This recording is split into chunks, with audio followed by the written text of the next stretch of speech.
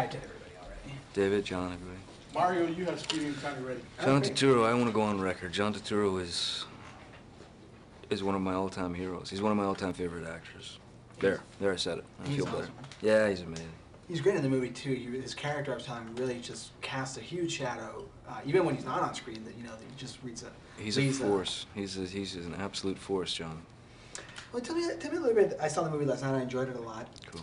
Tell me some impressions reading the script, because I think these type of movies is a tricky balance story-wise, in that you want to have the twists and the thriller aspect of it, and throw people off, but then it has to all come together at the end. Yeah, it's a pretty complicated equation, especially for Stephen King certainly, but for David Koepp, I mean looking in the face of adapting that novella must have been pretty daunting.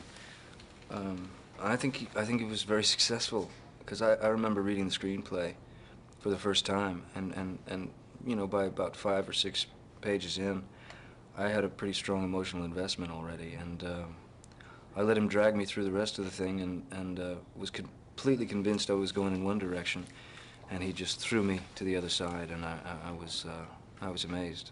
So amazed that I actually had to go back and read it again to make sure I didn't miss something. It must have been an interesting character too, because you're alone on screen for so long and not acting with anybody. I mean, it's a very interior role in a way. How was it on set? Was it surprising for you, or? No, that was something that was also intriguing for me. The idea of certainly getting into the ring with somebody's greatest, Turturro, was something I was looking forward to, and Maria Bello and Tim Hutton, Rock Dutton certainly, but also the idea of getting in there, and as opposed to just reacting, which is what acting is, just being and behaving in that skin, in those circumstances. So that was a great challenge, so also good fun, nice to do. Yeah, I've always find it interesting, the idea of how life, in a way, is kind of a narrative. Tell me what it's like for you guys, because as an actor, you inhabit these characters for 6 months or 3 months at a time. Yeah. You go from one to the other. At any point do you look back and just kind of think, man, this is just surreal that you've been all these different people? Yeah, you do have those moments of, retrospect where you go, you even have moments where you go, God, I miss that guy, I miss that character, I miss being that character.